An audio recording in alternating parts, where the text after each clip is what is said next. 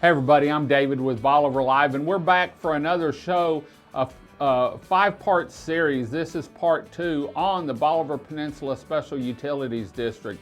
I'm here with Mark, which is on the board, and he's been on the board for about a year. And he's walking us through different steps of the Special Utilities District and different knowledge of it. And I think we're going to talk about regulations today, aren't we? Yes. Okay. Take it away, Mark. Let us know about the and y'all are regulated by the state. That's correct. Okay. So yes, like any government entity, the state has a big part in saying what we can and cannot do. Is it TCEQ or? Yes. Okay. Yes. Okay.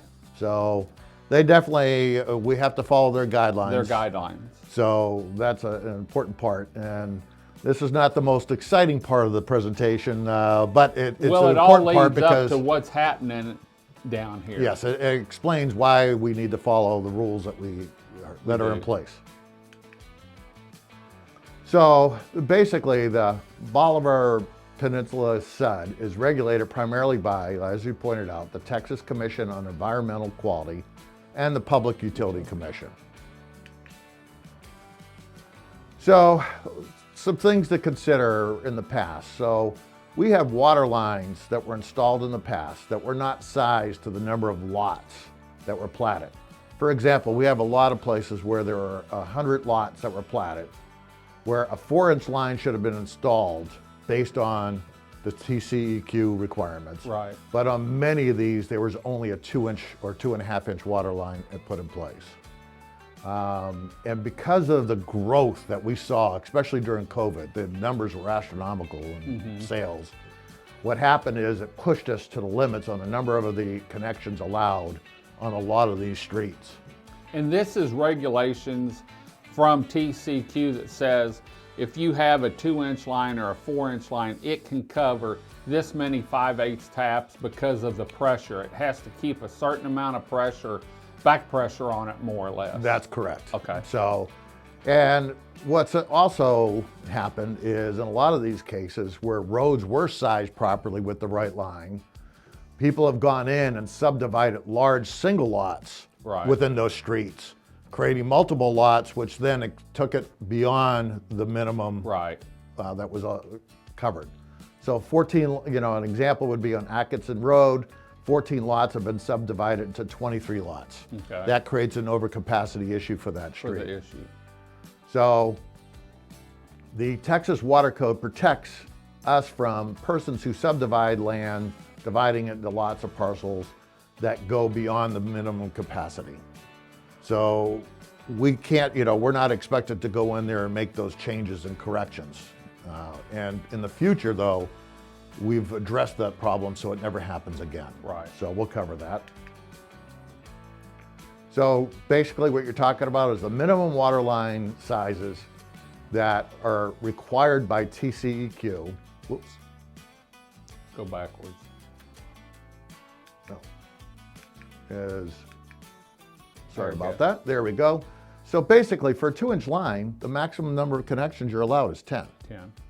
For a 2.5-inch line, 25, for a 3-inch line, 50, and a 4-inch line, 100. So a lot of these streets that you're gonna see that we're gonna list today all have 2-inch lines that should really have 4-inch lines to be able to sufficiently cover those. And we're not, someone asked, well, can't you just get a variance from them? No, they will not vary their regulations. As a matter of fact, if we are seen as not following the regulations, we'll be fined daily on that. Right. So it will cost us more money in the long run. And they do it actually for your protection, all based on water pressure, so that your water heater, your water ice maker, everything you have gets the right amount of pressure that it needs to operate. Exactly. And you can take a shower anytime you want. Yes. So I'll just throw these 2 slides up real quickly, but unfortunately, these are the streets that are impacted. And I say unfortunately because this is not something that we feel great about, that we're in this situation. We don't like to deny, we're trying to increase revenue, so we want to be able to provide water meters in all of these streets. And this has been an overwhelming task for the board. We've had focus on this to see how quickly we can address this issue and be able to recover and be able to offer water to anyone on any of these streets. So this is one of the slides for the streets. Now I'll quickly show over to the next slide.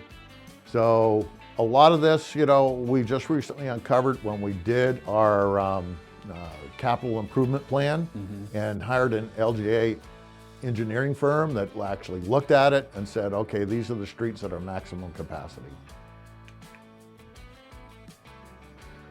In addition to the individual streets, we also have to look at what are the minimum requirements for us as just a district overall. I mean, first of all, the plant capacity has to be 6.6 gallons per minute per connection. That has to be maintained for the entire system. We have to have a storage capacity of 200 gallons per connection. We need to have a service pump capacity that provides pump pressure, and we have 4 planes with 2 or more pumps that have a total capacity of 1,000 gallons per minute. And then on top of that, you talk about the new tower, which helps, meet this, is you need an elevated capacity of 100 gallons per connection. Yeah, and the tower that they built is what, 2 times bigger than what was there, or 3 times bigger than what was there? What was there, yes. And so that really helped a lot, and I've actually been underneath it, inside it, and it's beautiful.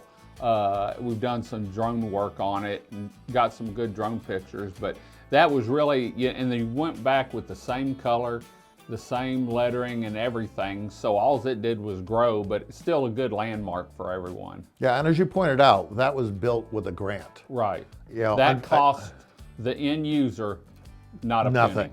penny. And unfortunately, I mean, we've been looking for under every rock and unturning every stone, looking for grant money for our current situation. Unfortunately, there has been nothing available to us.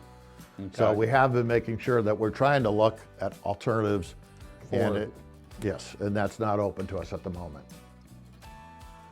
So additional regulations that exist out there that we need to make sure we're following is there needs to be a backflow prevention device that needs to be installed at every residence or establishment to prevent potential contamination. The other thing is water lines and wastewater lines need to be at least 9 feet apart, again, for cross-contamination. Every residential, commercial, industrial service has to have a meter, their own separate meter. And the other thing is lead. On anything connections, any of the connectors has to be 0.2% lead or less for lead. Great. Well, there's your regulations, and like I said, we've got a 5-part series on this. This is show number 2, and we're going to show these shows every Monday at 11 o'clock, and you'll be able to go back and actually see them on Bolivar Live TV. Once we get through this show, we're going to start putting them up weekly.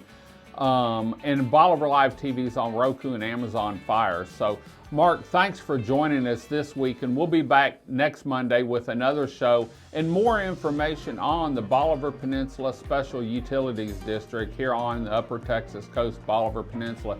Remember, you can see these shows on our social media channels, and make sure you go to our YouTube channel, like it, follow it, hit the bell so that you're notified when we're live here on Bolivar Peninsula, keeping you connected. Until next time, I'm David with Bolivar Live. Y'all have a great day, great week. Come see us. God bless, and bye-bye.